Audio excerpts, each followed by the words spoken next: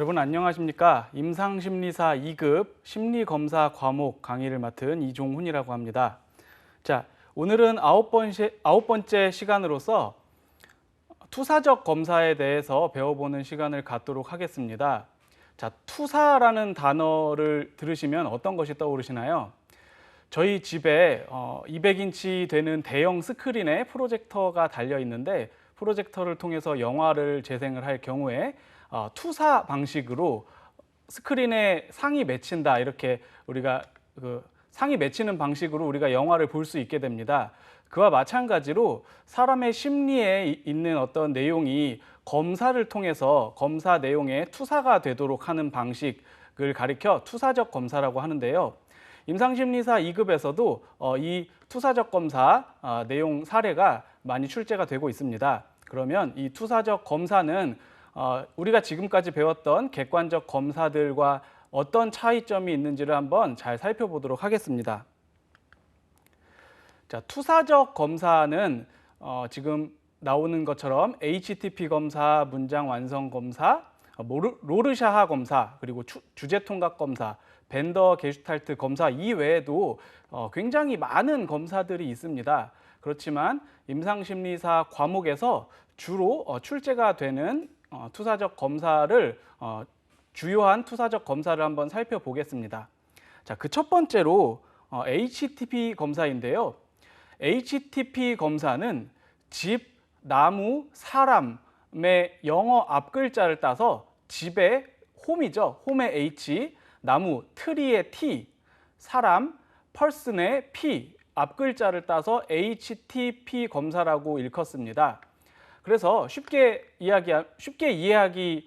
이해하자면 집 그림과 나무 그림, 사람 그림을 각각 그려보도록 하고 추가적인 질문 과정을 통해서 사람의 심리 내적인 과정을 탐색해보는 그런 검사가 되겠습니다.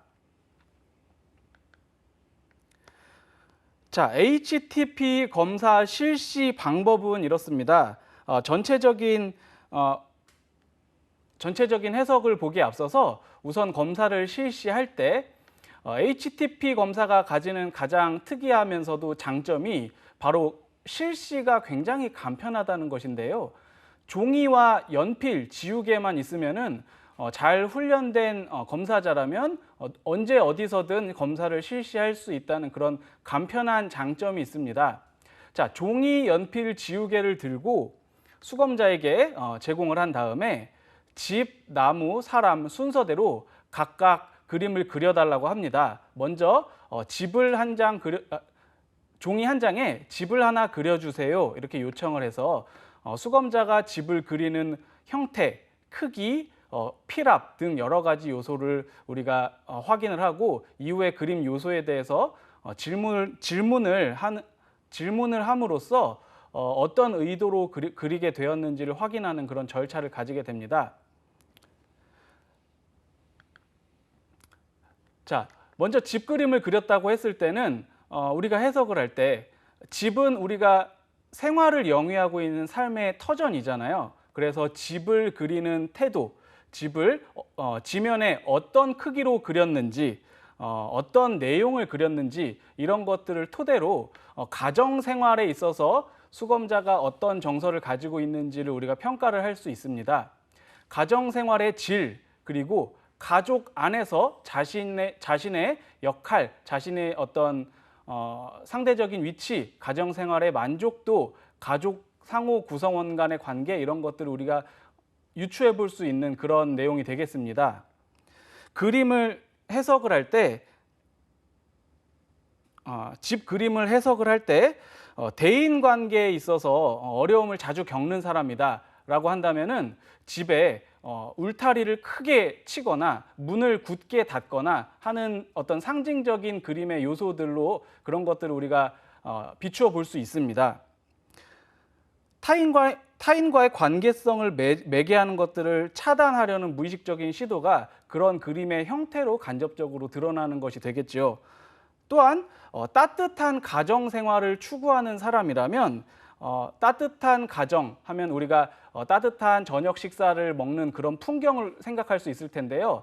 그림에서는 굴뚝에서 연기가 피어오르는 그런 장면을 그린다든지 혹은 창문 사이로 가족 구성원이 저녁 식사를 맛있게 하고 있는 그런 모습이 보인다든지 하는 방식으로 그림의 내용을 통해 따뜻한 가정 생활을 추구하고 염원하는 그런 태도를 우리가 확인할 수 있게 됩니다. 뿐만 아니라 집 그림에서 지붕, 벽, 문, 그리고 방의 개수, 창문의 개수, 창문의 위치, 울타리의 유무 혹은 울타리의 두께, 그리고 계단과 길의 유무, 형태 이런 것들을 토대로 가정 생활을 통해 느끼는 여러 수검자의 정서를 살펴볼 수 있게 됩니다. 그리고 이제 나무 그림인데요. 자, 나무를 그려주세요라는 요청에 새로운 종이에 다시 이제 그림을 그리게 되는데, 이번에는 나무를 그려주세요 하는 요청에 수검자는 한 그루의 나무를 그리게 됩니다. 나무가 상징하는 바는 자신에 대한 무의식적, 원시적인 자아 개념이 그렇게 반영이 된다, 이렇게 알려져 있는데요. 나무를 통해서 수검자가 대인관계에 대한 적절한 균형감을 가지고 있는지, 그리고 자아의 강도가 강한지 혹은 약한지, 주변 사회적인 상황에서의 대처 능력이 어떠한지, 대처하는 어떤 양상이라든지 주변 상황에 대한 태도, 이런 것들을 우리가 간접적으로 살펴볼 수 있게 됩니다. 그래서 내용적으로는 나무의 큰 줄기가 어떤 형태로 그려졌는가, 그리고 숲이, 그러니까 나무의 껍질이 되겠죠. 주변 환경으로부터 자신을 보호하고자 하는 욕구가 매우 강한 사람이라면 마치 소나무의 두꺼운 껍질처럼 두꺼운 수필을 그림으로써 자아를 보호하고자 하는 욕구를 간접적으로 투사하게 됩니다. 그리고 줄기에 어떤 상흔이 있는지, 나무가 부러진 흔적 또는 가지가 잘려나간 상처, 옹이가 되겠죠. 이런 것들을 어떻게 표현하고 있는지, 이런 것들을 토대로 심리적인 어떤 외상이나 심리 내적인 내밀한 정서성을 우리가 투사를 할 수 있고요. 수관이나 뿌리, 지면의 선 등을 통해서 안정성을 추구하고 있는지 여부, 혹은 지금 현재 불안정성을 경험하고 있는지, 이런 것들을 간접적으로 알아볼 수가 있습니다. 자, 나무를 그렸으면 이번에는 사람을 또 그려볼 수 있겠죠. 사람은 총 2번을 그립니다. 먼저 사람을 한번 그려달라고 요청을 한 후 질문 과정을 토대로 우리가 질문을 토대로 해석을 한 이후에 그 다음에 다시 한번 사람을 그려달라고 요청을 하면서 아까 그렸던 성별과 다른 성별의 그림을 한 번만 더 그려주세요 하면서 아까와 같은 방식으로 총 사람을 2번 이렇게 그리게 됩니다.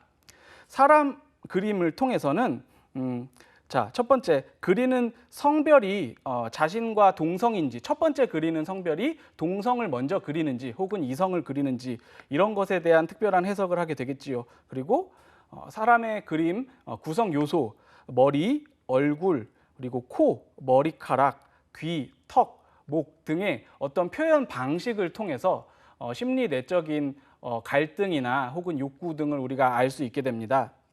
보편적으로는 처음에 사람을 그려주세요 하고 요청을 할 때 동성을 그리는 경우가 대부분입니다. 그렇지만 경우에 따라서는 이성의 그림을 먼저 그리는 경우도 있는데 꼭 반드시 그런 것은 아니지만 대체로 이성을 먼저 그리는 경우에 예를 들자면 성범죄자나 동성애자 등과 같이 성과 관련된 독특한 심리적 특성을 가지고 있는 경우에 이성을 그리는 경우가 상대적으로 더 많은 것으로 알려져 있습니다. 그렇지만 이성을 먼저 그렸다고 해서 반드시 어떤 성 정체감이나 성과 관련된 사고에 어려움이 혹은 곤란이 있다라고 해석을 하는 건 과잉 해석이겠지요. 하지만 특별한 정보가 될 수는 있을 겁니다. 이와 같이 사람을 그림으로써 현실에서 자기가 느끼는 자기 자신에 대한 태도, 느낌, 그리고 되고 싶은 사람의 모습, 자신의 현재 모습은 그렇지 않지만 내가 되고 싶은, 내가 생각할 때 멋진 어떤 사람의 모습을 그림으로 투사할 수 있습니다.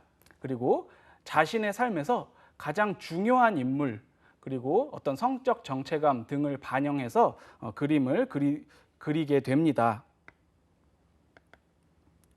자, 이렇게 해서 가장 간단한 방식으로 수행되는 HTP 검사에 대해 알아봤습니다. HTP 검사는 앞서 말씀드린 것처럼 실시와 해석이 매우 간단하고 별다른 준비물이 많이 필요로 한 것이 아니기 때문에 임상 장면에서 매우 널리 쓰이는 대표적인 투사적 검사로서 문제가 상당히 많이 출제되니까 꼭 기억을 하셨으면 좋겠습니다. 이어지는 검사는 문장 완성 검사인데요.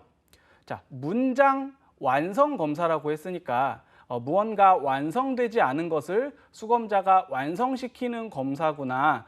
우리가 이렇게 유추를 할 수 있을 것 같습니다. 문장 완성 검사는 자, 지능과 MMPI 검사 같은 것들을 보면 어떤 어려움이 어떻게 있다. 실제로 어떤 부분에 정신적인 곤란이 있고 혹은 우울증 혹은 불안, 심리적인 어떤 어려움이 있는데 그렇다면 이것의 원인이 무엇일까? 어떤 점 때문에 이런 곤란을 경험하고 있을까? 이런 것들을 직접적으로 질문을 할 때는 수검자가 방어를 하거나 쉽게 대답하지 못하는 경우가 있습니다. 그럴 때 이것을 우리가 추정하거나 확인을 해보는 가장 간단한 검사로서 문장 완성 검사를 활용을 할 수 있겠는데요. 자, 면담에서는 충분한 라포가 형성되지 않고 상담실 그리고 상담자나 검사자와 친숙해지지 않은 상태에서는 방어를 할 때, 원활한 탐색이 어려울 때 주로 문장 완성 검사를 사용을 한다. 이렇게 이해를 하시면 좋을 것 같습니다.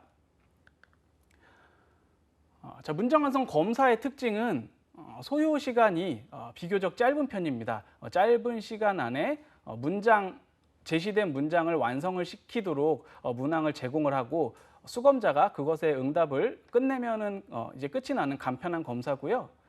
수검자의 언어 능력, 실제로 국어의 구사력, 문장을 이해하는 언어 능력이 어느 정도인지를 간접적으로 우리가 확인을 할 수 있습니다. 그리고 현실 검증 능력, 그러니까 정신증 같은 경우 우리가 환자들이 현실 검증 능력이 저하되어서 정신증 증상을 경험한다는 것을 우리가 알고 있는데요. 간단한 문장 완성 검사로도 현실 검증 능력이 어느 정도 손상이 되었는지를 우리가 간접적으로 유추를 할 수 있겠습니다. 수검자의 의식적인 통제나 방어가 상대적으로 좀 쉬운 검사입니다. 문항의 내용이 아버지 혹은 어머니, 가족 구성원과의 관계성 등등을 묻는 어떤 그런 문항이라면 제시된 문장 자체가 가족과 관련된 문장의 형태로 제시가 되기 때문에 특정한 그런 분야에 있어서 방어를 하고 싶고 남들에게 드러내고 싶지 않은 수검자의 경우 의도적인 방어가 가능한 것이 사실입니다. 그래서 의식적으로 방어하기가 상대적으로 쉬운 투사적 검사이고요. 지나친 긍정을 통해서 방어를 할 수 있는 것도 우리가 확인을 할 수 있습니다. 이를테면 친부에게 학대를 당해서 우울증과 어떤 상흔 이런 것들을 가지고 있고 심리적인 외상 증상을 확인하기 위해서 우리가 종합심리검사를 실시를 하는데 그 과정에서 문장 완성 검사에 이 수검자가 응답한 내용이 나는 아버지와 매우 친밀하다. 나는 아버지를 매우 사랑한다. 와 같은 방식으로 지나친 긍정의 어떤 응답을 한다면 우리가 검사에 의뢰된 사유를 알고 있기 때문에 이 방어는 지나친 방어이기 때문에 이 긍정이 실제의 의미보다 더 자신을 방어하기 위해서 거꾸로 지나치게 긍정을 하고 있는 것이구나. 우리가 이렇게 이해할 수 있을 겁니다. 그래서 지나친 긍정은 우리가 방어 기제 결과의 가능성이 있다. 이런 것들을 우리가 생각해 볼 필요가 있습니다. 검사 실시 방법은 이렇습니다. 여러 가지 문장을 제공을 하는데 각각 이제 완성된 문장의 뒷부분이 서술 부분이 빈칸으로 제공이 됩니다. 그러니까 문장의 앞부분만 읽고 뒷부분을 자기가 쓰고 싶은 대로 생각나는 대로 마음 가는 대로 문장을 완성시키도록 함으로써 제시된 문장이 완성이 되는 그리고 그 완성된 문장을 토대로 심리 정서를 우리가 평가할 수 있습니다. 통상적으로 약 30분 정도가 소요되는 것으로 알려져 있고요. 언어 능력의 여하에 따라서 이 시간은 상대적으로 바뀔 수 있습니다. 특정 문항에 대해서 지나치게 오래 생각하고 고민을 하지 않도록 그냥 가장 먼저 떠오르는 답을 적도록 하는 것이 바람직하고요. 특정 문항에 대해서 지나치게 오래 생각하면서 고민하면서 쓰는 경우에는 그렇게 하지 말고 빨리빨리 다음 문항으로 넘어가면서 생각나는 대로 이것은 정답을 평가해서 성적을 측정하는 것이 아니니까 빠르게 생각나는 대로 작성해 주세요 라고 요구하면서 문항을 작성하도록 하면 됩니다. 문장은 총 여러 가지 문장이 있는데 주로 가족과 관련된 문장, 그리고 성인식과 관련된 문장, 그리고 대인관계와 관련된 문장, 그리고 수검자 자신, 자아 개념에 대해서 묻는 그런 문장으로 구분이 되어 있습니다.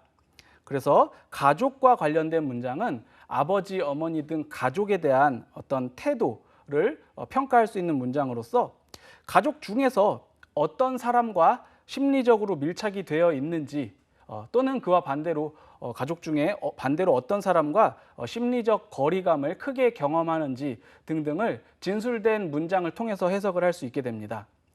성과 관련된 문장은 남성, 여성, 그리고 성적 관계 등에 대한 태도를 묻는 문항이므로 성적 지향이라거나 성과 관련된 독특한 사고 이런 것들을 구사하는 문장에서 간접적으로 우리가 확인을 할 수 있게 됩니다. 대인관계에 있어서는 친구, 또래에 대해서 대하는 태도, 그리고 지인, 그리고 권위자를 대하는 태도 등을 엿볼 수 있는 그런 문장이 되겠습니다. 그래서 대인관계에 대해 수검자가 경험을 하고 있는 내용을 알 수 있고, 또래 관계에서 어려움을 겪거나 아니면 친구가 매우 많고 관계지향적이거나 하는 어떤 그런 대인관계적 특성이 이 문장에서 드러나게 됩니다. 자아 개념과 같은 문항은 자신의 능력, 목표, 과거와 미래 등을 평가할 수 있는 문항으로 구성이 되어 있는데요. 예를 들면 내가 잘하는 것은 공부다. 내가 관심 있어 하는 것은 영어 성적 올리기다. 이런 것과 같이 현재 어떤 성적에 대해서 매우 몰입되어 있는 그런 어떤 수검자의 경우 내 소원은 영어 만점을 받는 것이다와 같이 자아 개념과 같은 문항에서 자신이 현재 몰입되어 있는 어떤 특징적인 부분들이 집중적으로 투사가 되게 됩니다. 그래서 수검자의 관심 영역에 대해서 알 수 있고 자아 개념 그리고 자기 능력에 대한 주관적 인식, 자신이 있다 없다, 나는 미래에 이것을 이룰 것이다 등등 자아 전반에 관한 것들을 우리가 문장에서 투사할 수 있게 됩니다. 자, 문장 완성 검사까지 우리가 살펴봤고요. 다음으로 살펴볼 검사는 로르샤하 검사라고 해서 잉크 반점 그림을 보여주고 그 수검자가 보여준 반점에 대해서 대답하는 문장을 일일이 받아 적은 후에 그 내용을 토대로 심리적인 해석을 하는 대표적인 투사적 검사입니다. 투사적 검사 중에서도 실시하는 데 있어서 상당히 전문적인 훈련이 많이 요구되고 상당히 좀 난이도가 검사에 난이도가 있는 검사로 알려져 있습니다. 대표적인 투사 검사로서 자, 지금 보시는 이 화면이 스위스 의사 출신의 심리학자로서 이 검사를 만든 로르샤하라는 사람입니다. 로르샤하라는 사람의 이름을 따서 로르샤하 검사라고 부르는 것이고요. 지금 이 그림 보시면 어떤 것이 보이시나요? 자, 이 그림은 의도를 가지고 어떤 사물을 표현하기 위해서 그려낸 그림이 아니라 종이 위에 잉크 방울을 떨어뜨린 후 종이를 반으로 접었다가 폈을 때 그 잉크의 반점 흔적이 정확히 양쪽으로 대칭이 되는 형태, 그러니까 우리가 미술에서는 이런 그림 기법을 데칼코마니라고 부르죠. 이렇게 데칼코마니 형태로 나타난 그림을 제시하고 수검자가 어떤 것처럼 보인다, 이거는 왜 이렇게 보이고 이것의 특징은 이러이러하다, 이것들을 설명할 수 있도록 요구하고 받아 적은 다음에 그 검사의 내용을 토대로 심리적인 부분을 해석을 하게 됩니다. 자, 지금 보여드린 검사 그림은 실제 사용되는 로샤 카드 그림은 아니고요. 실제 카드는 보여드릴 수가 없어서 그와 유사하게 제작이 된 그림을 보여드린 것을 참고하시면 될 것 같습니다. 자, 앞서 말씀드렸다시피 가장 대표적인 투사 검사로서 우리가 인지, 정서, 대인관계, 자기상에 대한 종합적이고 다각적인 정보를 확인할 수 있는 그런 검사입니다. 실시와 해석에 있어서 전문적인 훈련이 필요하고 검사 실시 그리고 해석 단계에 이르기까지 매우 난이도가 높은 그런 검사로 우리가 알 수 있습니다. 로샤 검사에서 활용하는 카드는 앞서 설명드린 것처럼 특정한 그림을 일부러 그린 것이 아니기 때문에 상당히 그 그림이 모호하고 추상적인 형태, 비구성적인 형태의 잉크 반점을 지니고 있습니다. 따라서 보는 사람에 따라서 이렇게 보기도 하고 저렇게 보기도 하고 각각 사람마다 자신의 생각하기에 따라 독특하게 그림을 관찰을 하게 되는데요. 이 자극 정보를 통해서 수검자의 다양한 반응을 유도를 하게 됩니다. 한 그림에서 꼭 한 가지만 보는 것이 아니라 보이는 게 여러 가지가 있으면 그 여러 가지를 다 받아 적어서 그 정보들을 토대로 해석을 합니다. 개인이 이렇게 모호한 잉크 반점을 어떻게 조직화하고 구조화하고 해석하느냐, 이것을 우리가 판단하기 위해서 보는 거고, 그 모호한 잉크 반점을 어떻게 구조화하는지 조직화하는지 방식에 따라서 그 사람의 심리적인 기능이 우리가 투사된다, 이렇게 해석을 하는데 그 원리가 있습니다. 그림은 제가 그림을 이렇게 직접 카드 1부터 카드 10까지 각각 보여드릴 수 있으면 좋겠지만 그럴 수가 없어서 대체로 특정 그림을 일부러 그린 것은 아니지만 보편적으로 사람들이 어떻게 많이 보느냐를 기준으로 설명을 드리면 카드 1번은 보통은 박쥐나 나비의 형상으로 많이 사람들이 보는 그런 형태 어떤 대칭의 그림을 볼 수 있겠고요. 카드 2번은 동물 그림으로 사람들이 많이 보고 근데 반드시 꼭 그런 건 아닙니다. 보편적으로 많이 본다는 뜻이고요. 세 번째 같은 경우에는 사람의 형상과 같이 어떤 사람이 있는 모습이라고 응답을 하는 경우가 좀 많습니다. 4번 같은 경우는 인간 또는 거인이 이렇게 서서 내려다보는 모습이라고 응답을 하는 경우가 상당히 많은 그런 그림의 카드고요. 카드 5번은 박쥐나 나비로 사람들이 많이 보고 6번의 경우는 양탄자 혹은 동물 가죽 뭐 이렇게 좀 응답을 많이 하는 편입니다. 7번째는 사람의 얼굴 혹은 동물의 머리, 8번째는 움직이는 동물이다. 어떤 동작성을 좀 강조하는 그런 응답이 좀 많이 나타나는 편이고요. 9번째는 사람, 그리고 10번째는 개나 거미로 응답을 좀 많이 하는 편입니다. 이렇게 각각의 카드를 하나씩 순서대로 보여주고 수검자로 하여금 이 카드가 어떤 것으로 보이는지 말씀해 주세요, 이렇게 요구를 하고 저는 이 카드가 박쥐처럼 보이네요. 그러면 어떤 점에서 박쥐처럼 보이나요? 그러면 요 부분이 모양과 색깔이 박쥐 같아서 박쥐처럼 봤어요. 와 같은 질문과 답변을 반복하면서 수검자가 그림을 어떻게 인식하고 지각했는지에 대한 내용을 각각 기록하게 됩니다. 그래서 첫 번째 단계에서는 우선은 이제 이 검사를 실시할 때 앞으로 제가 수검자 누구누구님께 여러 가지 그림을 보여드릴 건데 이 그림에 대해서 그냥 어떤 것으로 보이는지 간단히 말씀만 해주시면 돼요. 이렇게 이 검사를 두려워하지 않고 응답할 수 있도록 동기화를 하고 검사 반응을 물어보게 됩니다. 이 그림을 보고 어떤 것처럼 보이나요? 어떤 것으로 보이나요? 이렇게 질문을 해서 수검자가 하는 말을 문장 그대로 기록을 하게 됩니다. 하나의 카드에서 하나 이상의 반응이 나오면 전부 다 기록을 할 수 있도록 그렇게 합니다.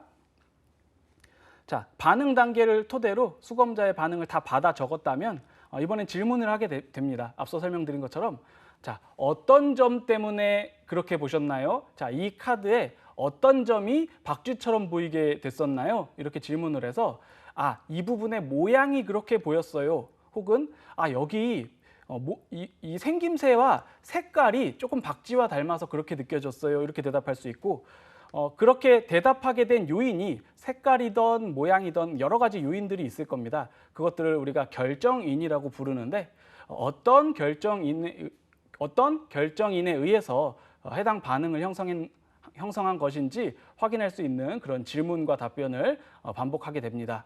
그리고 그 수검자의 대답을 또 반응 기록지에 전부 다 기록을 하게 되고요. 이때 이 질문은 폐쇄적인 질문이 아니라 반드시 개방적으로 양자택일이나 뭐 이런 거 중에 왜 그랬어요? 이렇게 질문하는 것이 아니라 어떤 점 때문에 그렇게 느꼈어요? 라고 질문을 개방된 방식으로 함으로써 수검자가 자유롭게 응답할 수 있도록 하는 것이 매우 중요합니다.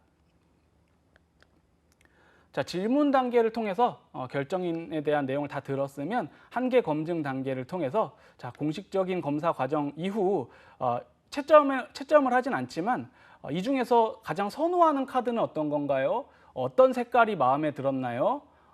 등등 검사 과정에서 검사자가 궁금했던 내용들을 이 한계 검증 과정을 통해서 추가적으로 질문을 하고 해석에 참고를 하도록 합니다.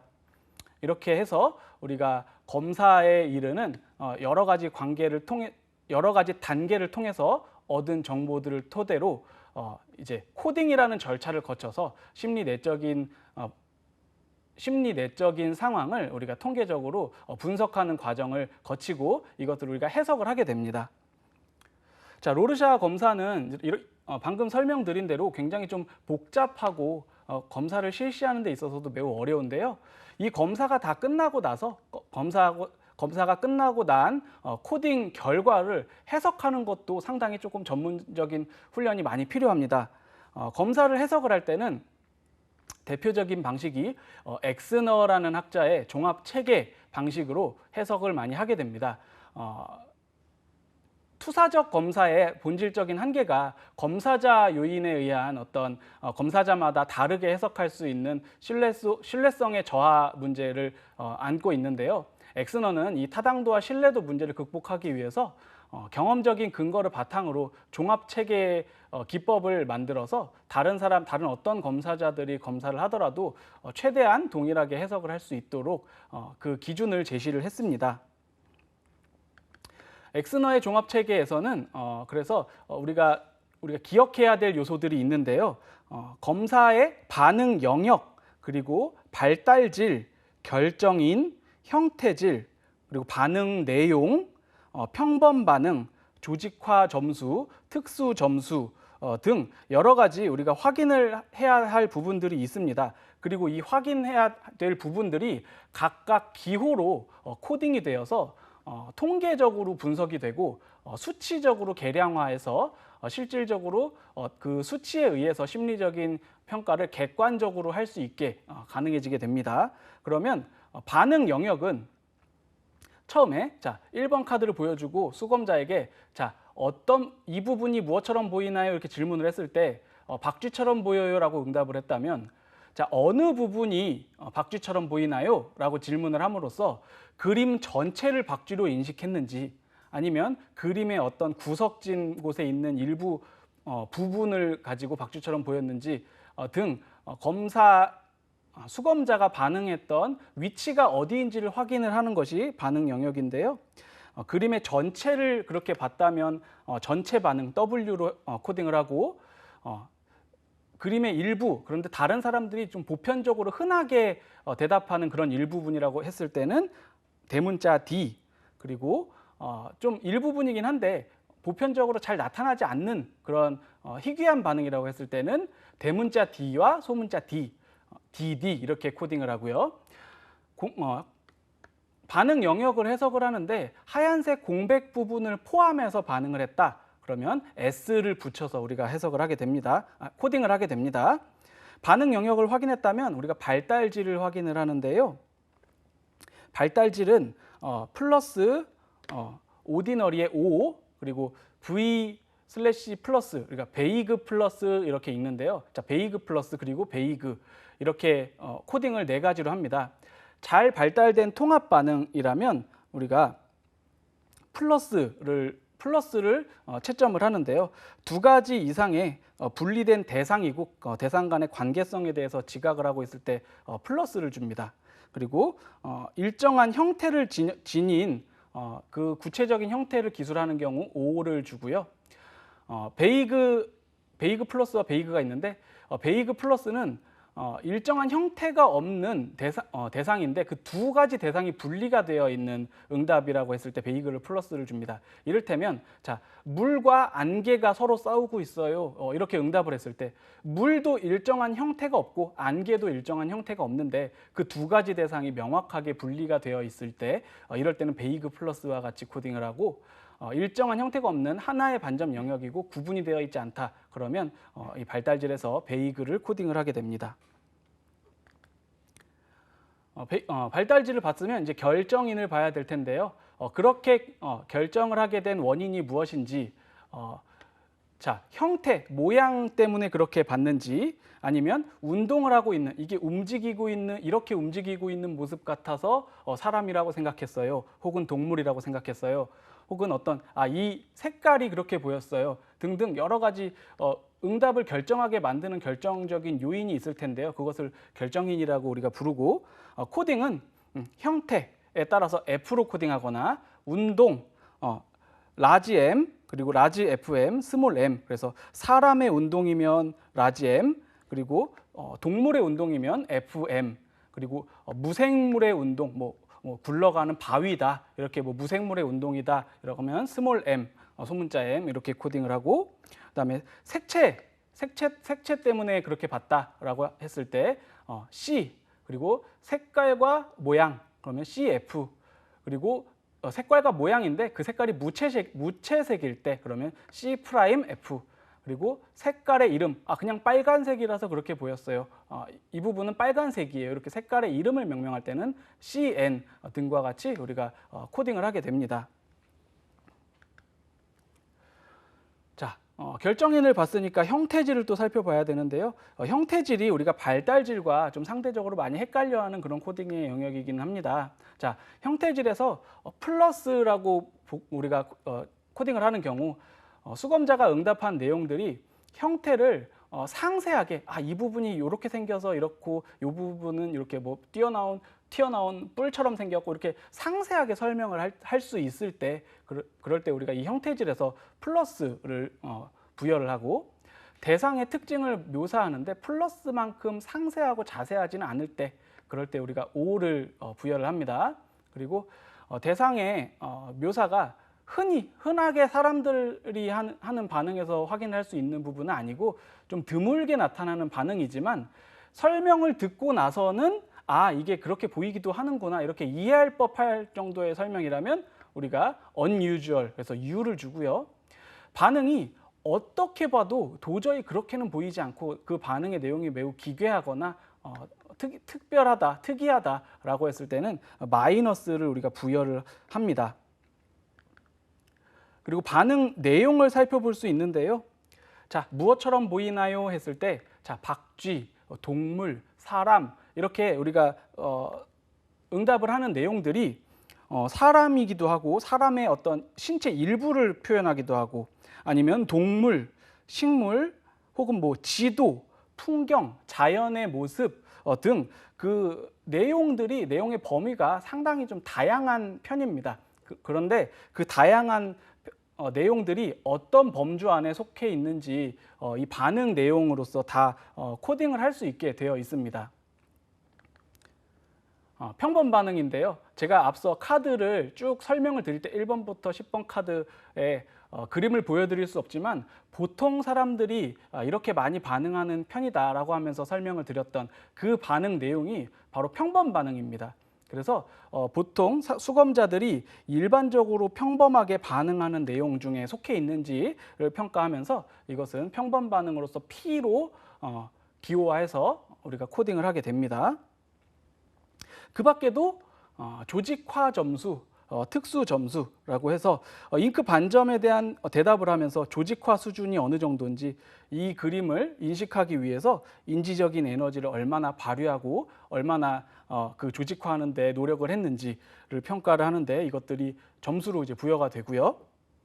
특수 점수는 반응에 있어서 사용하는 언어의 특이성이라든지 아무도 이해할 수 없는 신조어를 사용한다든지, 아니면 매우 일탈적인 반응을 하거나 언어적으로 논리가 말이 안 되는 무논리의 언어를 사용하거나 부적절한 그런 반응을 하거나 이럴 때 특수 점수를 부여를 하게 됩니다. 그래서 자, 로샤 검사의 여러 가지 우리가 부호와 코딩을 위한 각 단계 그리고 그 요소들을 설명을 드렸습니다. 사실 이 로샤 검사 하나를 배우기 위해서 한 과목으로 한 학기 이상 이렇게 우리가 수업을 하기도 하는 양인 만큼 이 검사의 어떤 전반적인 내용을 이해하시기는 다소 어려울 거라 생각이 듭니다. 우리가 로샤 카드를 직접 보는 것도 아니고요. 그렇지만 이 로샤 검사가 대표적인 투사 검사로서 널리 현재 임상 현장에서 두루 사용이 되고 있는 검사라는 것이 우리가 중요하게 기억해야 되는 부분이고, 이 로샤 검사가 어렵기는 하지만 어떤 원리로 어떻게 시행이 된다, 이런 점은 우리가 반드시 기억을 하고 시험에 임해야 되겠습니다. 자, 로샤 검사에 이어서 그 다음으로 가장 또 임상 현장에서 널리 사용되는 투사적 검사가 주제통각 검사가 있습니다. 주제통각 검사는 TAT라는 약어로 불리기도 하고, 성인용의 경우는 TAT인데 아동용은 CAT, children의 C를 따서 앞 글자가 C, 그래서 CAT, TAT 이렇게 불리기도 합니다. 로샤와 더불어서 가장 유명한 투사 검사다 때문에 로샤 검사만큼이나 이 주제통각 검사도 어떻게 실시가 되는 것인지 우리가 반드시 기억을 해야겠습니다. 자, 1935년도에 하버드 대학교의 머레이와 모건에 의해서 처음으로 소개되었고요. 정신분석 이론에 기반을 해서 지각, 우리가 정보를 시각적으로 취득해서 우리가 지각하는 것보다 상상하는 것이 어떻게 우리가 정서를 반영을 하는가, 이런 것들을 우리가 검사를 토대로 알 수 있을까, 이 정신분석 이론 기반을 토대로 심리적인 부분을 분석을 해보자 하는 검사가 이제 주제통각 검사가 되겠습니다. 자, 통각이라는 말을 우리가 이해할 필요가 있겠는데요. 통각은 투사와 어떻게 보면 좀 유사한 개념입니다. 그래서 주제통각 검사가 투사적 검사 중에 하나로서 널리 사용이 되는 것도 그 이유가 되겠죠. 그런데 통각은 이제 지각에 덧붙여서 그 지각된 정보에 어떤 의미 있는 해석이 덧붙여지는 과정을 토대로 우리가 해석을 하게 됩니다. 즉, 외부 세계에 대한 지각 과정에 수검자가 지니고 있는 주관적인 요소를 개입해서 통합적으로 인식을 하는 그런 과정을 전반적으로 통각이다, 이렇게 정의를 하고, 그 통각 과정을 우리가 한번 살펴보는 검사로서 주제통각 검사를 살펴보자, 이런 개념이 되겠습니다. 검사는 이런 도구로 실시가 되는데요. 로샤는 10장의 카드 그림이 있었죠. 주제통각 검사는 총 30장의 흑백 그림 카드가 있고, 그리고 아무것도 그려져 있지 않은 한 장의 백지 카드, 총 31장의 카드 도구를 토대로 검사가 실시가 됩니다. 그래서 세부적으로 살펴보면 이 그림들이 공용 도판, 남성 공용 도판, 여성 공용 도판 등등등 이렇게 쭉 여러 가지가 있고, 한 수검자에게 20장을 적용을 할 수 있도록 그렇게 구성이 된다. 여기까지 기억을 하시면 되겠습니다. 검사의 실시 방법은 이렇습니다. 검사 자극이 되는 카드를 보고 자, 극적인 장면을 한번 만들어서 설명을 해달라. 연극처럼 이 그림 과정에 어떤 연극적인 상황을 제시해달라, 상상력을 발휘해달라, 이런 것들을 요구를 하는데, 그림마다 그것들을 풍부하게 상상하고 이야기를 만들어서 그 이야기를 설명하는 과정을 이렇게 하게 되니까 총 20장을 하게 되면은 시간이 매우 오래 걸리게 되겠죠. 그래서 검사에 의한 피로 최소화를 위해서 2번으로 나눠서 진행을 한다라고 설명을 하고 있습니다. 자, 검사를 토대로 자기가 상상한 내용을 충분히 설명을 해야 되기 때문에 수검자가 상당히 좀 편안하게 느끼는 상황에서 검사가 실시가 돼야겠죠. 그래서 이 검사는 검사자와 수검자가 충분한 라포 형성이 이루어진 이후에 실시를 해야 된다, 이렇게 우리가 당연히 이해할 수 있을 겁니다. 자, 수검자에게 각각의 카드를 보여주고 극적인 장면을 한번 만들어 주세요, 극적인 장면을 설명해 주세요, 이렇게 요구를 하게 됩니다. 그러면 이 검사를 실시할 때 수검자는 특정 그림을 보고 아이가 뭐 엄마랑 뭐 밥을 먹고 있는 장면인데 아이는 엄마를 사랑하고 뭐 등등등 여러 가지 이제 상상의 나래를 펼쳐서 그 이야기를 만들어서 그 이야기를 이제 응답을 하게 될 겁니다. 그러면 그 수검자가 이야기한 내용들을 쭉 듣고 나서 이것을 어떻게 해석할 것인가, 이런 문제가 있죠. 투사적 검사는 검사자 변인이 가장 중요하고 검사자마다 좀 다르게 해석할 수 있는 그런 부분들이 우리가 한계점으로 있다고 했기 때문에 어떻게 해석할 것인가를 좀 살펴볼 필요가 있겠습니다. 자, 표준화법은 수량화된 해석 방법으로 수검자의 반응을 항목별로 구분해서 표준화 자료와 비교하는 그런 방법이라고 합니다. 그래서 상대적인 비교가 조금 용이하다는 장점이 있겠죠.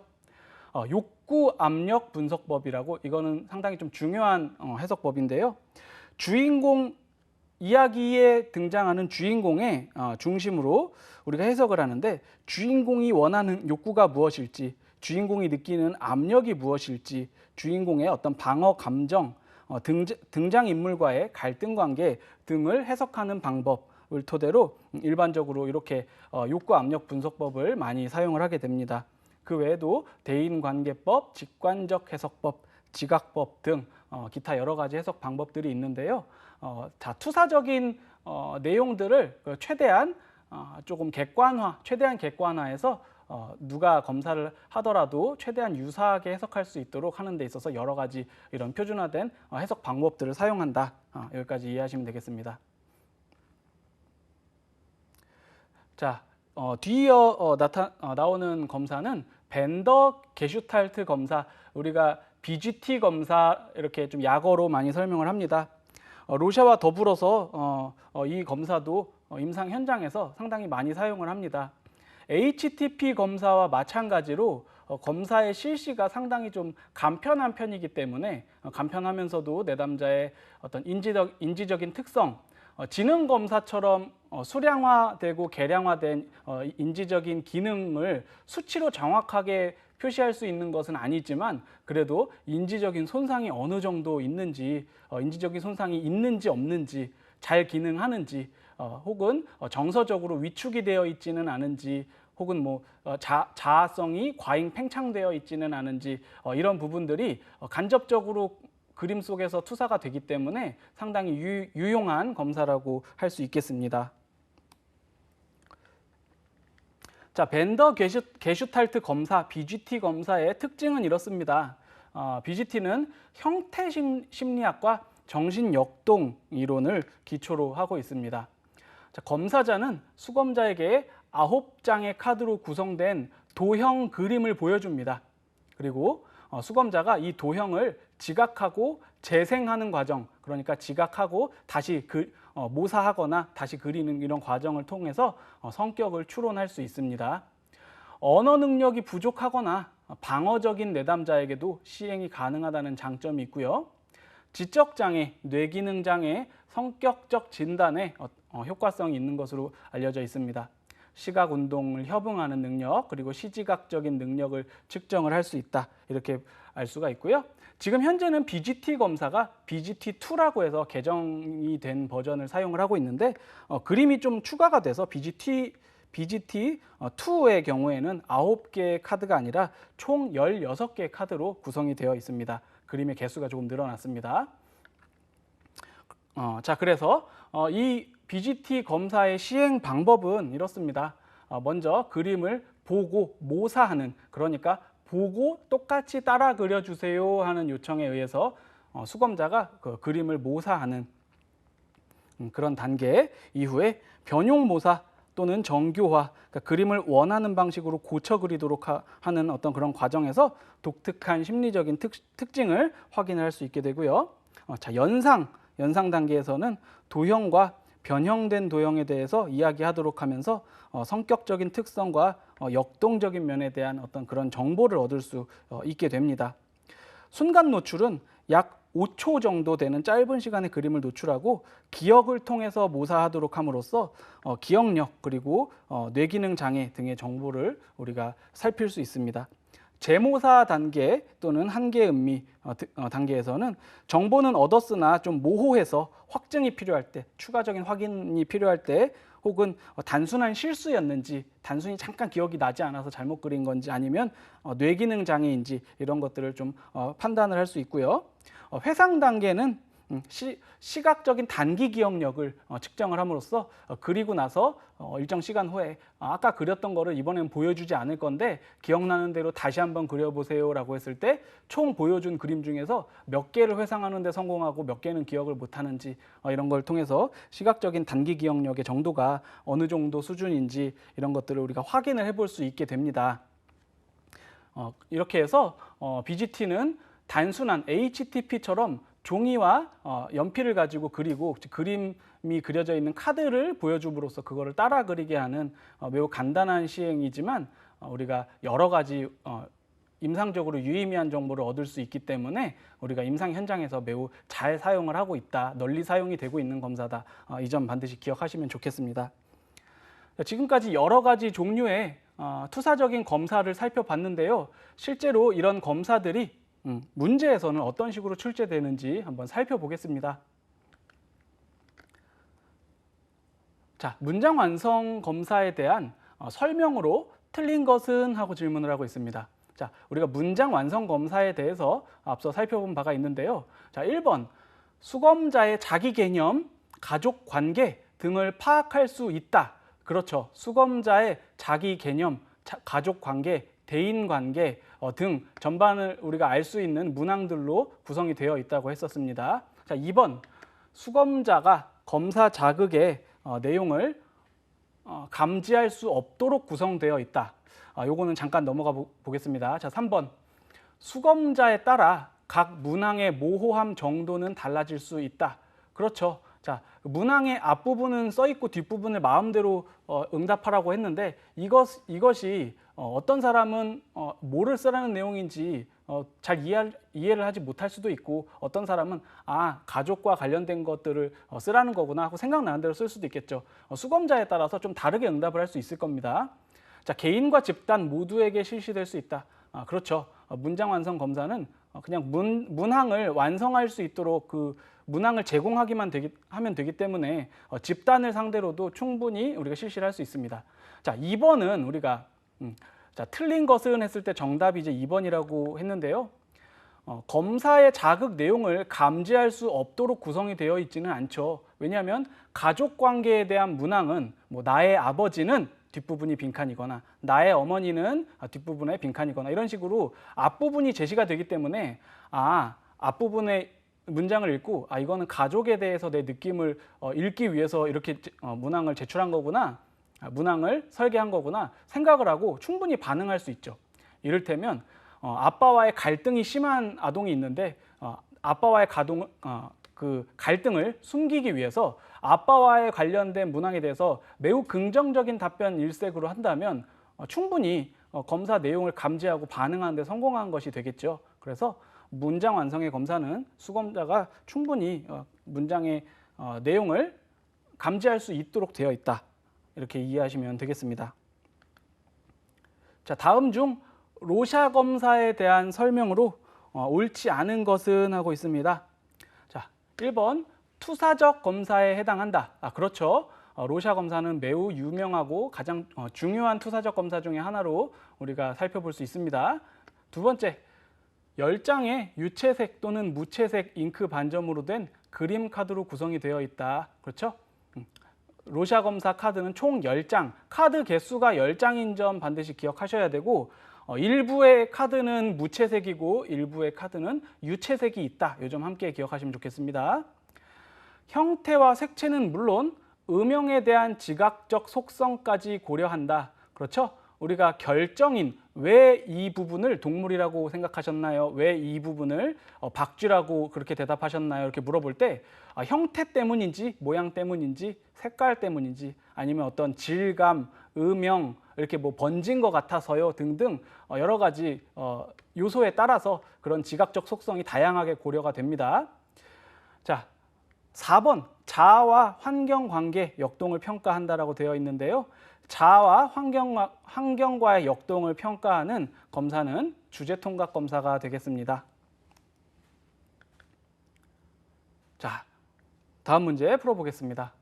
로샤 검사의 질문 단계에서 검사자의 질문 또는 반응으로 가장 적절하지 않은 것은 하고 질문을 하고 있는데요. 1번입니다. 어느 쪽이 위인가요? 이렇게 질문을 하는 것. 자, 두 번째. 당신이 어디를 그렇게 보았는지 잘 모르겠네요. 자, 3번. 그냥 그렇게 보인다고 하셨는데 어떤 것을 말씀하시는지 구체적으로 설명해 주세요. 이렇게 질문을 하고, 자, 모양 외에는 그것처럼 보신 이유가 있습니까? 이렇게 질문 단계에서 검사자가 제시하는 질문의 유형인데요. 자, 2번, 3번, 4번은 어떤 점을 물어본 건지 한번 살펴보겠습니다. 자, 당신이 어디를 그렇게 보았는지를 잘 모르겠네요. 만약에 수검자가 박쥐처럼 보입니다. 이렇게 대답을 했을 때 당신이 어디를 그렇게 박쥐처럼 보았는지를 잘 모르겠네요. 반응 영역을 물어보기 위한 질문이죠. 그 카드의 전체를 박쥐로 봤는지, 카드의 잉크 반점에 어떤 일부분이 박쥐처럼 보였는지 그런 반응 영역을 확인을 하기 위한 질문입니다. 3번. 그냥 그렇게 보인다고 하셨는데 어떤 것을 말씀하시는지 구체적으로 설명해 주세요. 그러니까 이것이 박쥐로 보여요. 그냥 박쥐로 보여요. 그러면 어떤 점 때문에 그렇게 보이나요? 자, 결정인을 확인하고 싶은 거죠. 모양 때문에 이것을 박쥐로 봤는지, 박쥐 어떤 날개의 질감처럼 느껴져서 박쥐로 본 건지, 그 결정인을 확인하기 위한 질문 단계로서, 자, 그냥 그렇게 보인다고 하셨는데 어떤 점이 그렇게 보이는 건지 조금 더 구체적으로 설명을 부탁드립니다. 와 같은 그런 결정인 확인의 단계의 질문이 되겠습니다. 자, 모양 외에도 그것처럼 보신 이유가 있습니까? 그러면 자, 박쥐처럼 보여요. 어떤 점 때문에 박쥐처럼 보이나요? 이게 모양이 박쥐 모양 같아요. 이렇게 하면 우리가 결정인을 모양이라고 확인을 했는데 결정인은 꼭 하나만 있어야 하는 것은 아니거든요. 그것 외에도 어떤 그 날개의 질감 혹은 박쥐가 날갯짓하고 있는 그런 움직이는 모습 같아서, 아니면 색깔이 박쥐와 비슷한 색깔처럼 보여서 등등 모양 외에도 우리가 관찰할 수 있는 여러 가지 결정인이 있는데요. 그 중에 결정인이 추가적인 것이 있는지를 확인하기 위한 그런 질문이 되겠습니다. 그래서 2번, 3번, 4번은 다 적절한 질문 단계로 할 수 있는 질문인데요.